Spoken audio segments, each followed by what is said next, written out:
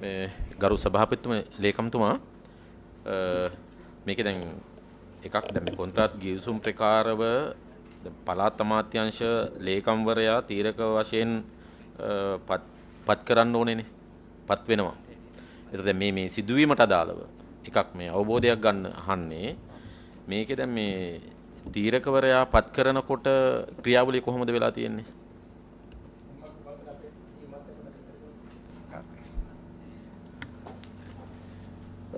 සභාපතිතුමනි මුලින්ම මේ කොන්ත්‍රාත් 769ක් මිලියන 5ට අඩු කොන්ත්‍රාත් 769ක් මේ කොන්ත්‍රාත්කාරයෝ 7 දෙනෙක් අතරේ බෙදලා දීලා තියෙනවා. ඒකෙනුත් පාරවල් 42කට ආйти කොන්ත්‍රාත් 629ක් එකම කොන්ත්‍රාත්කාරයෙකුට තමයි බෙදලා දීලා තියෙන්නේ. එතකොට මේකෙදි ගිවිසුම් අත්සන් කරලා තියෙන්නේ සාමාන්‍ය අධිකාරිවරයයි කොන්ත්‍රාත්කරුයි අතර තමයි කොන්ත්‍රාත් ගිවිසුම් තියෙන්නේ. එතකොට ඒ ගිවිසුම් 769ෙම තීරකවරයා විදිහට ඉන්නේ අමාත්‍යාංශයේ ලේකම්තුමා තමයි තීරකවරයා විදිහට නම් කරලා තියෙන්නේ. කොන්ත්‍රාත් 769ෙම. හැබැයි මේක වෙනස් කරගන්නවා. දැන් ඔය 2011-12 අවුරුදු වල මේ කොන්ත්‍රාත් ගිවිසුම් වෙලා තියෙන්නේ. එතකොට මේ කොන්ත්‍රාත් ගිවිසුම් වල ප්‍රශ්නයක් තිබ්බා කියලා 2012 ඔඩිට් එකෙන් ගිහින් පාරවල් බලලා තියෙනවා. පාරවල් බැලුවාම ABC ගණකම තියෙන්න ඕන ප්‍රමාණය නැහැ කියලා ඔඩිට් කොරිය එකක් 2013 නිකුත් කරලා තියෙනවා. එතකොට 2013 ඒ ඔඩිට් කොරිය එකත් එක්ක එතකොට හිටපු සාමාන්‍ය අධිකාරිවරයා මේ පාරවල් බලලා ප්‍රධාන ලේකම්තුමාගෙන් අනුමැතියක් අරගෙන පේරාදීන විශ්වවිද්‍යාලයේ ඉංජිනේරු පීඨයේ විශේෂඥ කණ්ඩායමක් යොදවලා මාස 3ක් තිස්සේ මේ පාරවල් හැම එකක්ම හාරලා බලලා තමා ඒ ප්‍රමාණ ABC කොච්චරක්ද පස් කොච්චරක්ද කියන එක වාර්තාවක් දීලා තියෙනවා. ඒ වාර්තාවට අනුව මේ වෙනකොට ගෙවිලා තියෙනවා මිලියන 1471ක්. 1471ක් ගෙවිලා තියෙනවා. ඒතකොට කොන්ත්‍රාත් ගිවිසුම් මිලියන 2639ක් දක්වා අත්සන් කරලා තියෙනවා. කොන්ත්‍රාත් 629ක් සහිතව. එතකොට මේකේ තීරකවරයා අමාත්‍යාංශයේ ලේකම් කොන්ත්‍රාත් අත්සන් කරලා තියෙන්නේ සාමාන්‍ය අධිකාරී කොන්ත්‍රාත් කරුවත් එක්ක. හැබැයි පේරාදීන විශ්වවිද්‍යාලයේ වාර්තාවට අනුව ගෙවීම් කරන්න ඕන ප්‍රමාණය ගෙවිලා ඉවරයි. එතකොට ඊට පස්සේ 2015 ජනාධිපතිවරණයෙන් පස්සේ සභාපතිවරයෙක් පත් වෙනවා. ඒ සභාපතිවරයා කරන්නේ අර සාමාන්‍ය අධිකාරිවරයාව අයින් කරනවා. විශ්‍රාම ගන්නවා. විශ්‍රාම ගන්නලා සතියක් ඇතුළත ඒවකට මහ ඇමැතිතුමයි ඒ කණ්ඩායමයි කොන්ත්‍රාත් කණ්ඩායමයි ඒ වෙනකොට මේ අයින් කරලා හිටපු සාමාන්‍ය අධිකාරිවරයයි ඔක්කොම ඇවිල්ලා රැස්වීමක් තියෙනවා. රැස්වීමක් තියලා ඒ රැස්වීමේදී තීරණය කරනවා එතන මේ තීරකවරයා වෙනස් කරන්න කියලා. වෙනස් කරන්න කියලා තීරණය කරලා හැමෝගෙම ආපු අයගෙන් අත්සන් ලේඛනයක් අරගෙන ඒ අත්සන් ලේඛනය ඒ සභාපතිවරයා විසින් අධ්‍යක්ෂ මණ්ඩලයට යොමු කරනවා. අධ්‍යක්ෂ මණ්ඩලයට යොමු කරද්දී එතනින් අධ්‍යක්ෂ මණ්ඩලයට යොමු කරන්නේ මේ රැස්වීමේදී ඒකමතිකව මේවා වෙනස් කරන්න තීරණය කරා කියලා. හැබැයි එහෙම රැස්වීම මිනිත් වල එහෙම නැහැ. සභාපතිවරයා මිනිත් ඕන විදියට හදලා සභාපතිවරයාම මේ ගිවිසුමට අත්සන් කරනවා ඊට පස්සේ. ඒ කියන්නේ තීරකවරයාගේ ගිවිසුමට අත්සන් කරන්නේ සභාපතිවරයයි මේ තීරකවරයයි කොන්ත්‍රාත්කරුයි. එතකොට මේකේ හිටපු රජයේ නිලධාරීන් දෙන්නම අයින් කරනවා. අයින් කරලා තමයි මේ ක්‍රියාවලිය එතනින් එහාට යන්නේ.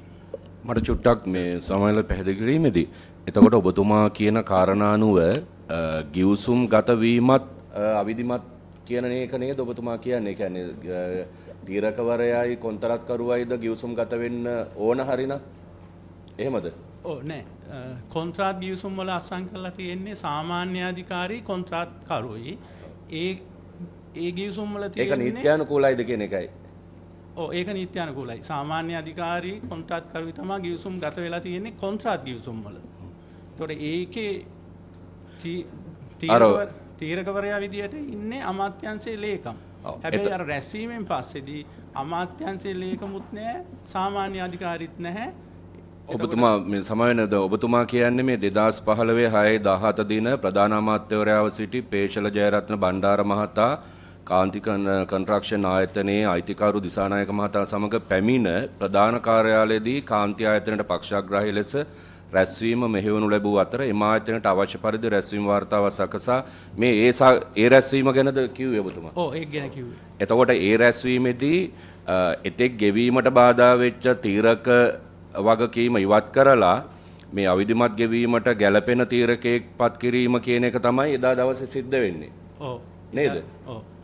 එතකොට එහෙම තීරකය අවශ්‍ය පරිදි පත් කරගෙන කියන්නේ මේ අදාළ මිලියන 1200 ගෙවීමට අවශ්‍ය කරන අනුමැතිය ලබා දීමක් කරනවා අවසානයේ නේ.